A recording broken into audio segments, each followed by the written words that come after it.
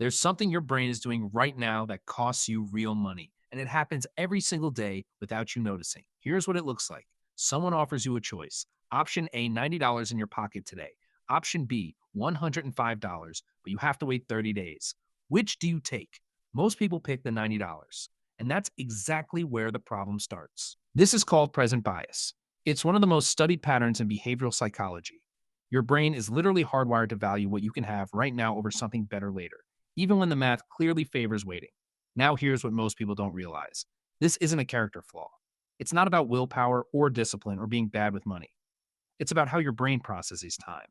And once you understand the mechanism, you can actually work with it instead of against it. In the next 10 minutes, I'm going to show you 3 specific ways to rewire your relationship with immediate rewards.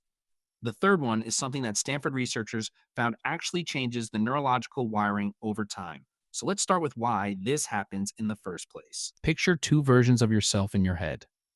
There's present you who lives right here in the moment, and there's future you who exists somewhere down the line. Present you is vivid. Future you is blurry. That's not a metaphor. Brain imaging studies show that when people think about themselves 10 years from now, the same areas light up as when they think about a stranger. Your brain literally treats future you as a different person. This is why present bias exists. When your brain evaluates a reward, it doesn't run a spreadsheet, it runs a highlight reel. It imagines how good $90 feels right now, today, this exact moment. Waiting 30 days? That reward lives in a fuzzy future that doesn't feel real. So here's the first technique that actually works. Make the future reward feel present. There's a study from the University of Chicago that proves this works. Researchers gave participants a choice between $20 today or $45 in 60 days. Most people took the $20. Standard present bias behavior. But when researchers reframed the $45 in 60 days as $22.50 every 30 days starting today, the number of people who chose the larger reward jumped significantly. Same math, different psychological framing. Here's what happened. When you say $45 in 60 days, your brain sees a distant, abstract number. When you say $22.50 in 30 days, your brain pictures a bill arriving soon. It feels closer. It feels real. The technique is called temporal proximity framing, and you can use it right now on your own financial decisions. When you're evaluating something you want to buy today, ask yourself this. What will that purchase feel like 30 days from now? 60 days? Try to make future you feel as vivid as possible. Give future you a face, a voice, a specific situation where that money still matters. My friend Marcus did this with his phone upgrade habit. Every year, he'd convince himself he needed the newest model on release day. But when he started asking, how will I actually feel about this purchase in 60 days? He realized he was mostly chasing a dopamine hit at the register. He kept his phone for an extra year and saved $800. Okay, so that's the first technique. Make future rewards feel present by reframing them psychologically. Now here's where it gets more interesting. Most financial advice tells you to increase your savings rate or cut your budget. But research from the National Bureau of Economic Research found that the single most effective intervention for increasing savings isn't financial at all. It's architectural. In a massive study of over 1 million bank customers, researchers found that people who had their savings automatically deposited into a separate account saved 43% more than people who had to manually transfer money. Not because they suddenly earned more, not because they became more disciplined, because they removed the moment of choice. Here's what that means. Present bias doesn't fight fair. It ambushes you at the exact moment you feel the urge. You're scrolling through a store app at 11 p.m., you see something you want, and your brain floods with that beautiful, immediate gratification feeling. That's when willpower goes to die. But what if there was no moment to resist? What if the decision was already made before the urge arrived? This is the second technique. Restructure your environment so that the right choice happens automatically. There was a man named David Bach who wrote a book called The Latte Factor. He worked with thousands of people who said they couldn't save money, and his solution wasn't budgeting apps or financial planning. It was automatic transfer scheduled for the morning after payday. The logic is simple. When saving happens before you spend, you never face the ambush. The money is already gone.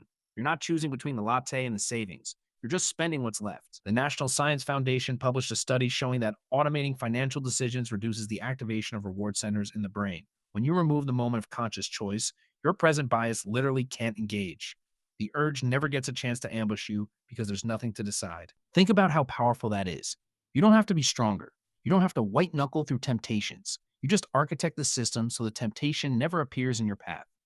If you're finding this useful, hit subscribe. I've got one more technique coming that's the most powerful of all. Okay, So we've talked about making future rewards feel present, and we've talked about automating decisions to remove the moment of temptation. Both of those are solid strategies, but they address the symptoms. Here's what actually changes the underlying problem. In 2022, researchers at Stanford's Behavior Lab conducted a study with 312 participants over 6 months. They wanted to see if they could reduce present bias behaviors through a specific mental training exercise. The exercise was deceptively simple. Every morning, participants spent 2 minutes writing a letter from their future self to their present self. Future self described what they hoped for, what they worried about, what they wanted the present self to know. After 6 months, participants who did this exercise daily showed measurable changes in brain activity. The areas associated with long term planning became more active, and their choices shifted significantly. They were now 14% more likely to choose larger delayed rewards compared to the control group. The control group received the same financial education. The information was identical, but only the future self letters changed the underlying bias. Here's why this works. Remember what I said earlier about your brain treating future you as a stranger. The future self letter exercise breaks that association. When you spend time imagining what future you actually wants, what they actually worry about, what they'll actually need, your brain starts to integrate those two representations. Future you stops being a stranger. Future you becomes someone you care about. And when you care about future you, present bias loses its grip. You're no longer choosing between yourself and yourself. You're choosing for someone you love. My colleague Sarah tried this approach with her student loan payments.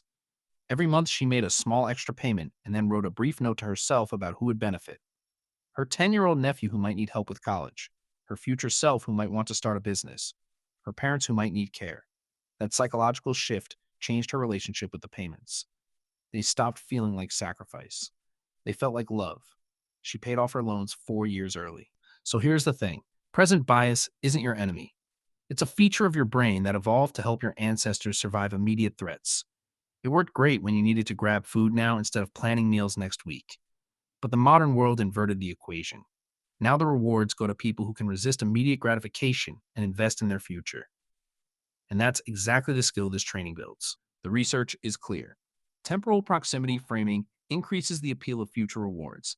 Environmental automation removes the moment of temptation, and future self-visualization actually changes the neurological wiring of your bias over time. 3 different approaches at 3 different levels. Frameworks you can use today, systems you can build this week, and mental training that compounds over months and years. You already knew on some level that choosing $90 today over $105 tomorrow wasn't rational. Now you know why. And more importantly, you know what to do about it. If this video helped you see your own patterns differently, share it with someone who's been trying to make a change and can't figure out why it feels so hard. And subscribe for the next one where we're breaking down why you keep procrastinating on things you actually want to do. See you next time.